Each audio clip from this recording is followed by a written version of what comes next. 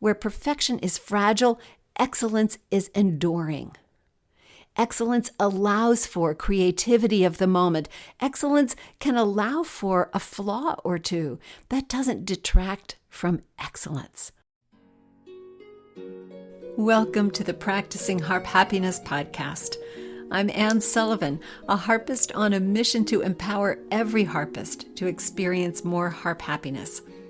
Over my decades-long harp journey, I've had lots of successes and more than a few failures, and I know firsthand what it's like to feel that playing the harp the way you want may not be possible for you. Now I play and teach all over the world, and I know what most harpists are never taught: the secrets to gaining the skills and confidence you need to play the harp with beauty, freedom, and joy. That's what the Practicing Harp Happiness podcast is all about, showing you simple steps to help you play the music you want the way you want. If you're an experienced harpist looking for that next level, or a harp newbie anxious to avoid the pitfalls, or a harpist who just wants more fulfillment and a little encouragement, you're in the right place, my friend. So let's get started. First, I want to let you in on something special. I think the most important thing you can do for your harp playing is to develop the habits that lead to success, whatever that looks like for you. All of us want to learn how to play the harp beautifully, how to play with confidence and enjoy making music. And if you really want to learn those things, videos are great, but live learning is essential. You need to be able to ask questions and get answers. You can't do that with just a video, which is what makes the My Harp Mastery community so special. My Harp Mastery membership is for those who really want an online experience that lets them learn at their own pace and learn what they want and be able to learn live from expert coaches every single week. Plus, you get to connect with other harpists in the community who have the same desires for their playing. This is not only a powerful learning platform, but it's also the most generous community of harpists anywhere on the planet. They're harpists with a positive outlook, a growth mindset, and a spirit of support for their fellow harpists on the journey with them. We're ready for you. Join us. Just go to harpmastery.com/join-now. That's harpmastery.com/join-now. Welcome to the show. The sinking of the unsinkable Titanic still fascinates us all over 100 years after the disaster. It's the subject of all sorts of speculation and theories, and there's one of those that is actually relevant to our topic today. The question is this: if the Titanic crew had performed all the safety drills they were supposed to, if there had been enough lifeboats, and if the passengers had been drilled in lifeboat procedures, would so many have perished when the ship went down? Now, some people have noted that a routine safety drill on that fateful Sunday morning was not held, and this has been attributed to several factors, including high winds and the morning church service on the ship.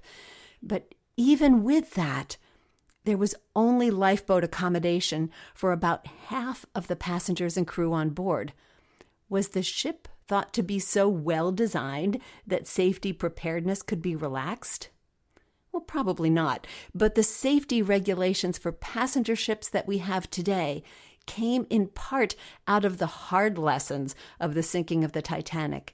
In fact, the International Convention for the Safety of Life at Sea was established in 1914 following the disaster and mandated, among other things, that ships carry sufficient lifeboats for everyone on board. So what's relevant in this story for us? Well, if you've ever worked hard to make your piece bulletproof or crash-proof or otherwise unsinkable, you may have been ignoring some of the important preparation to help not only prevent performance disaster, but to recover from it.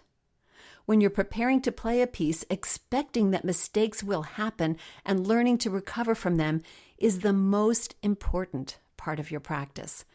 You can hope that you won't make any mistakes, but if you haven't prepared for how to meet them if they happen, you're playing a dangerous game.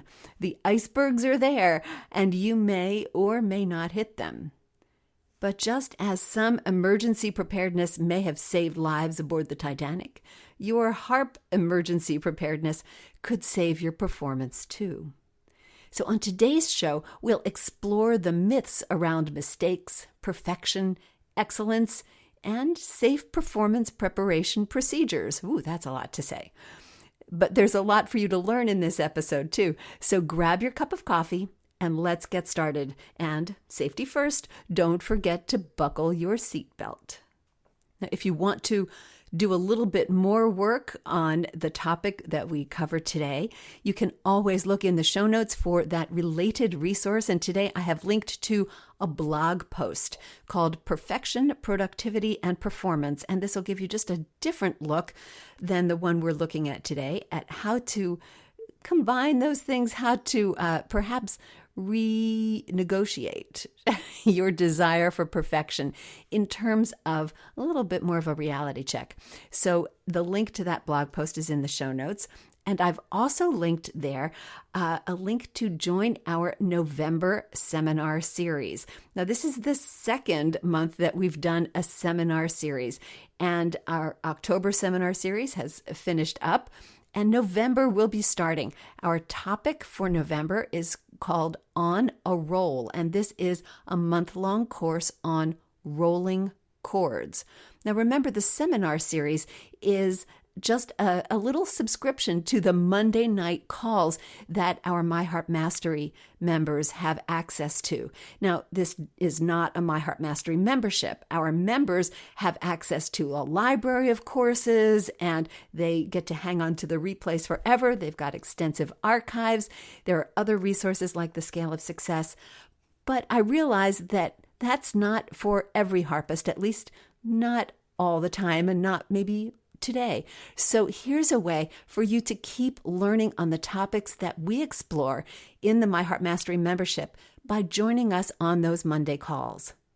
Of course, if you can't be live on the calls, you have access to the replays of those calls as well, so you can watch them anytime. Those replays stay active for you for about a month after the course ends. But you could download them and have them with you forever. Of course, you also have access to the PDFs that go along with this, because they're pretty hefty as well, with lots of exercises and drills and the concepts that we'll be going over on the calls. These calls are taught by me and by the certified coaches, so there's a lot of learning, lots of different takes on this material, and I can tell you that rolling chords is one of the most important topics I think that we harpists need to be addressing. It's important because it's so expressive. It's such an important part of our vocabulary. So if you have ever wanted to roll your chords better or learn how to fit them into your pieces a little bit better, this is the seminar series for you. And you can join us now using the link in the show notes. You can also just join us by clicking on the link right in the app if you have our iPhone app. So that's our November seminar series, On a Roll, and I hope you can join us for that. I'd like to start by talking about the title that I chose for today's episode: How to Be Better Than Perfect. Okay, I get it. This could be a little bit provocative. Is there really better than perfect? Well, I think that there is. And here's my thought. I think perfection is very fragile. Perfection, if you could achieve it in your playing, would mean that it would be free of mistakes. It would be free from the possibility of improvement. And I think that that's something that's just unrealistic and perhaps even ignores the creative possibilities that are inherent in playing any piece of music. There are lots of quasi-motivational sayings around perfection, like practice until you can't get it wrong. Well, I think that's wrong because things are always changing. Creating music is a living art. It's living in that moment, no other moment in time. We don't want it to be so static, so stamped in perfection that it can't live and breathe. Perfection is fragile. All it takes is one little thing that's different, and boom, perfection is gone. I don't think perfection is a goal.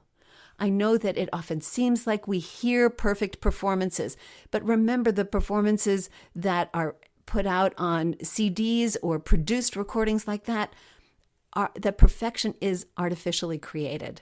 Granted, the performance might seem flawless when it starts, but the producer and the artist go in there and they can tweak and fix note by note to make sure that everything is as close to perfect as they can get it, so that the flaws are inaudible to most listeners. When you hear someone performing in a concert, we've all had this experience. We think it's a terrific, flawless performance. Wow, that was wonderful. And then we find out from the performer later that they didn't consider it flawless. So perfection is an ideal, perhaps, but I think it's a misplaced ideal.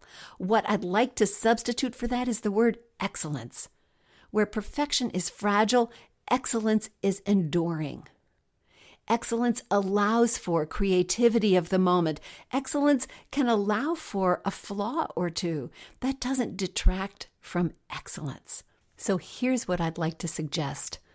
I would like you to never settle for perfection when excellence will do. Let me say that again. Never settle for perfection when excellence will do. Think about this. Now, I have to say, I borrowed this from a character in a fiction book that I was reading, and I tweaked it a little bit so that it suited our purposes here, but I think it's so powerful. Perfection doesn't need to be our goal. It's an unrealistic goal, as I said. I think excellence works just fine. So never settle for perfection when excellence will do. Write that one down. Okay, now, what I'd like to do is talk about how to create that excellence in terms of 3 different things. We want to talk about the reality of it. We want to talk about recovery, what happens when mistakes happen, how to recover, and how to make your results, your playing, your performances repeatable. So we're talking about reality, recovery, and repeatability. Let's start with reality. Reality is both the easy part of this and the hard part of this. It's easy in that we know mistakes happen. We know mistakes are going to happen. It's hard because we practice all the time to prevent those mistakes, to practice out those mistakes, to get our music as correct as it possibly can be. So we're always working with 2 sides of this question here, of this performance dilemma, that are essentially incompatible. We know mistakes are going to happen. We're practicing to prevent more of them from happening than really need to be. So that's the reality. We know that we don't want mistakes. We know we're practicing to get rid of them, but we also know they're going to happen, right? This is just a fact, and it's a fact everywhere. This is why we have fire drills, because we don't expect a fire, but we want to know that if there's a fire, we're prepared for it. This is why airlines have emergency safety cards. They don't expect an emergency, but they want to be prepared for it. And I think this is where our practice fails us. We understand that mistakes happen. We know we're trying to fix mistakes, but we don't actively prepare for the reality of that. We don't have our safety cards. We don't have our fire drills. We say, oh yes, play past your mistakes. And that's great. That's what we need to do. We need to play past the mistakes. But we don't really give ourselves, at least I don't think, we give ourselves enough drill, enough safety procedure practice to truly allow us to recover from mistakes. So once we own the reality that mistakes are going to happen, we need to move to step 2 here, my step 2 anyway, recovery. We need to practice recovery. Now realize this is different than preventing the mistakes. Most of our practice is trying to get rid of those mistakes, right? So we try to prevent them. But once we truly acknowledge that mistakes are going to happen and we can't prevent all of them because they're mistakes, we don't know where they're going to be, then we understand that correct preparation allows for that. It's going to go beyond error prevention to error recovery. And that's what most of us don't practice. I mean, think about it this way, right? Going back to the fire drill. Fire drills have procedures that are practiced. If there's a fire, this is what we do. Bulletproof vests, same kind of thing. And bulletproof's an interesting word, right? Bulletproof, crash proof. We use these as words to describe our preparation so that our performances can be bulletproof or crash proof or whatever. I use those words too, right? And they're fine. But remember that this doesn't mean that bad stuff isn't going to happen. A mistake can still happen. Think about a bulletproof vest. If you're wearing a bulletproof vest, at least this is what I understand from all the TV crime shows. If you're wearing a bulletproof vest and somebody shoots you in the vest, it doesn't mean it doesn't hurt, but it's going to keep you from dying. And that's the kind of prevention that we need. I think we can do better than that. After all, we're not going to die. We're not talking about something that's lethal here. It's a mistake. We're playing the harp. This is all there is. It's not that big a deal. It's not life-threatening. But we still need to have those protective procedures in place. And I think playing past our mistakes is not enough. So what could recovery practice? What could our own fire drill practice procedures actually look like? Well, here are a couple ideas. Let's start with the tried and true technique of playing past mistakes. I didn't want you to get the wrong idea and think from what I said before that playing past mistakes is not a valuable technique. It's an important one because it's how we just keep going, right? We just play past our mistakes. But this requires us to play to something. We're not just playing past the mistake. That's kind of a negative way to look at it. We need to play to something. So in order for our playing past mistakes to really blur over that mistake for a listener so that they don't notice it, we need to be responsible musically to something that keeps the music happening, whether we've made a mistake or not. And there are two things that you can use for this. One is to keep the flow of the melody going. If you're singing that melody in your head and you're tracking it and you make the melody of the piece more important than your mistake, that will allow you to play past the mistake. Or if you make your counting and the steady beat of the music more important than your mistake, you'll be able to play past it. But that's the missing piece, I think, for a lot of people. When they're told to play past mistakes, they still let the mistake distract them from what ought to be their primary mission, their primary directive, which is going to be to keep the flow. And whether that's the flow of the melody or the flow of the rhythm, the tempo, the pulse, whichever kind of flow works for your piece or works for you at that moment, that's what you need to be practicing. So your practice here isn't just playing past your mistake. It's actually letting the mistake go as you are playing the flow of the melody or the flow of the beat. That's what we're doing. That's what we're talking about when we talk about playing past mistakes. And that's really what you should be practicing, not worrying about just playing past the mistakes, but practicing keeping that flow as your primary objective when you're playing. We want to be thinking about playing the music so that the mistakes that we may make along the way don't interrupt that. So that's a more positive, helpful way, I think, of looking at playing past mistakes. It's not just playing past the mistakes, it's playing the flow of the music and allowing the mistakes to just, fall under the radar, if you will. So that's playing past mistakes. But there are some more emergency drill procedures that you could actually use, things that help you think about a more profound mistake and how to recover from it. For instance, you could practice creating a mistake. Try starting in the middle of your piece and start with your left hand on the wrong strings or your pedals just kind of set randomly, and see if you start with these things wrong, can you play your way out of it? It's an interesting experiment. It's not something I'd spend a lot of time doing, but it's going to give you a lot of confidence to think, wow, I started in the middle of my piece and I had all this stuff screwed up and I just started and I played, and while I played, I managed to fix everything.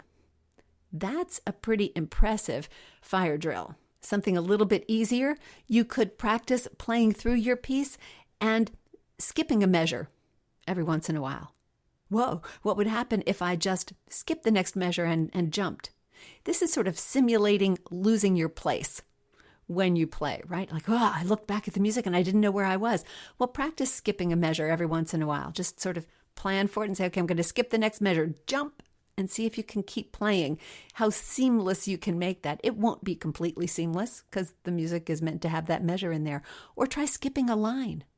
Every once in a while, just let yourself move to the next line, not the next line, but the line after that, so that you're practicing skipping a line. Can you keep on going? Once again, these are sort of, practicing the fire drill. If this is what happened, let me see if I can actually do it. But what I want you to think about here is that these mistakes are going to happen and you have choices. For instance, if you get lost while you're playing, you could jump to another section, jump to another line, jump to a place that you know in the piece. This is why we number sections. It's why we think about our pieces in sections so that we don't have to go back to the beginning and start over. If you screwed up your pedal changes, you could stop and you could reset your pedals and then go on. If you have a memory slip, you could jump to that next section, or that next sort of home base place in the piece where you know where you are. But remember, you always have choices. And the choice is really yours, and none of them are bad. You could play on through your mistake as if it never happened. You could jump to a place you know. You could actually stop and just start over, either at the beginning or right from where you were. None of those are deal breakers. I've done them all myself, of course, and I've watched master performers do these as well. Just play on past a mistake or jump to another section or just stop, say, let me fix this, and they fix and they go on.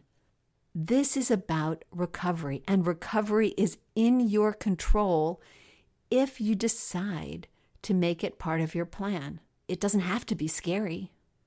It just has to be something that you've prepared for so that when that emergency happens, you know what to do. That's your recovery plan. Now, I hope that you can sense the strength in this system, the confidence that it can give you, knowing that you've actually prepared for what may happen.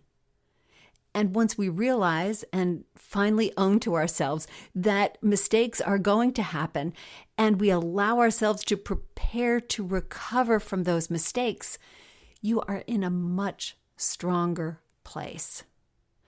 You can perform or play anywhere you want to play, even play for yourself with much more confidence. And this goes back to what I said before about perfection being fragile. There is strength in excellence that allows for what may happen. Perfection doesn't allow for that.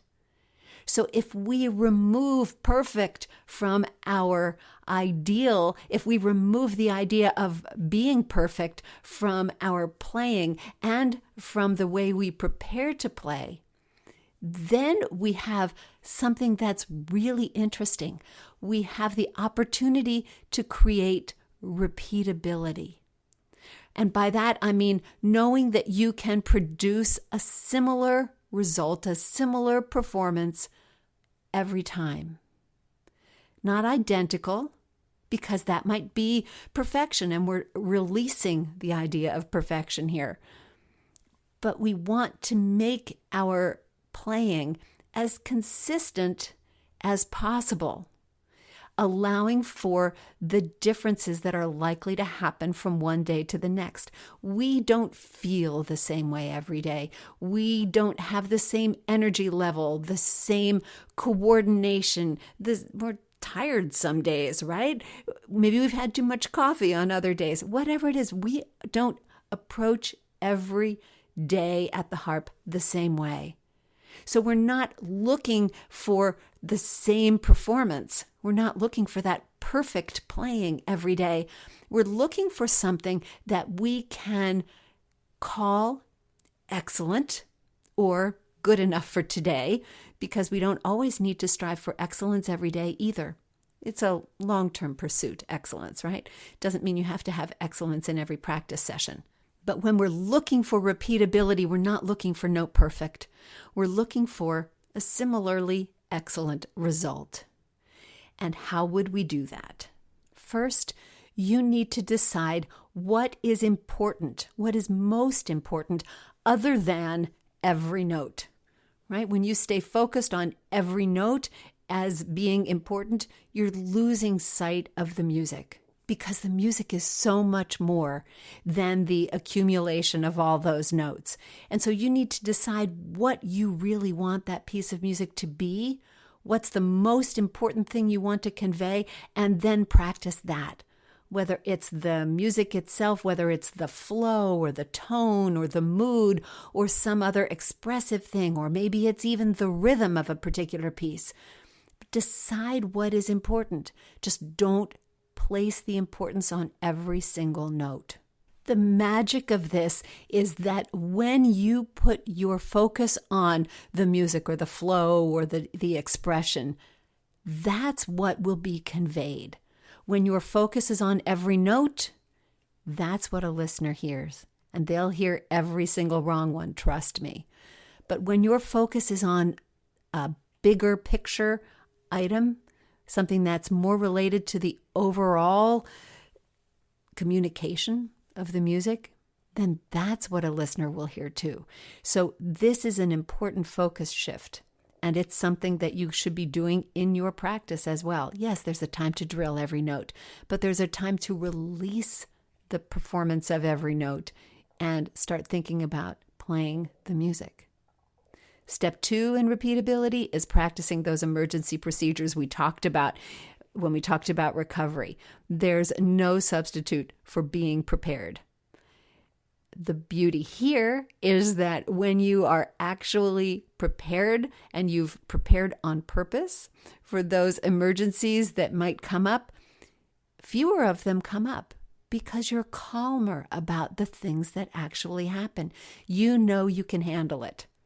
In my mind, this is like when I've been on very bumpy airplane flights. I don't start to worry as long as I see the flight attendants looking calm. When those flight attendants look calm, I know I don't have to worry. And this is not that different, because when you know you have your emergency procedures in place, you can be one of those calm flight attendants, and those little bumps affect you less. Lastly, I would encourage you to not only allow those mistakes to happen in your practice, but to consider embracing them as moments of serendipity, moments of discovery. Not every mistake leads you to a bad place. And when you're just practicing, it can be sort of interesting to follow that mistake and see where it leads you. Did you push a couple wrong pedals? Well, sometimes that can be interesting. I've had times when in my practice I've pushed wrong pedals and thought, wow, that isn't what it's supposed to be, but it's sort of an interesting sound. What if I continued playing that way? What would it sound like? And then I'll experiment with that a little bit and then go back and fix it. But this allows you to change the way you think about mistakes. They don't all have to be bad. They can be moments of discovery. They can be jumping off points for improvisation. They can be preparation for emergency procedures, if that's what you want to turn them into, but they don't all have to be bad. So let yourself discover the beauty in an error. And when you haven't made any errors, allow yourself to embrace the beauty of that too. So never forget that music is all about enjoying the journey and the creation of it, and that every single moment is different. So you might as well enjoy every single one. So to wrap up our discussion here, I want to bring you back to that little saying I gave you earlier. Never settle for perfection when excellence will do. I hope I've given you a different look at perfection and excellence today and shown you how excellence can be better than perfection, how it can be a creative, exciting place that allows for the right notes and the wrong notes, all in service of a beautiful musical experience. So never settle for perfection when excellence will do. Now, next week on the podcast, we're going to be talking about rolled chords. And this will be a lovely introduction or a supplement to the rolled chords theme that we're doing in My Harp Mastery. And of course, that you can access even if you're not a My Harp Mastery member. You can join us on those calls by purchasing our November seminar series. It's a 4-week live call series with the PDFs, all the instructional stuff. You'll find the way to access that right in the show notes link here on our homepage or right in the app. So if you're not a My Harp Mastery member, you can still join us for that course on a roll, all about rolling chords. So that's there, and we'll be talking about that next week on the podcast.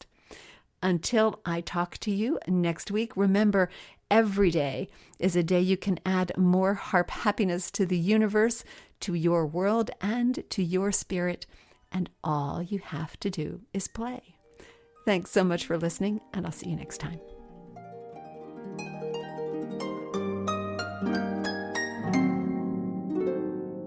Thanks for tuning into another episode of the Practicing Harp Happiness podcast. I release a new episode every Monday morning so you can hit your practice week running. Until then, remember to practice your harp happiness every day. See you next time.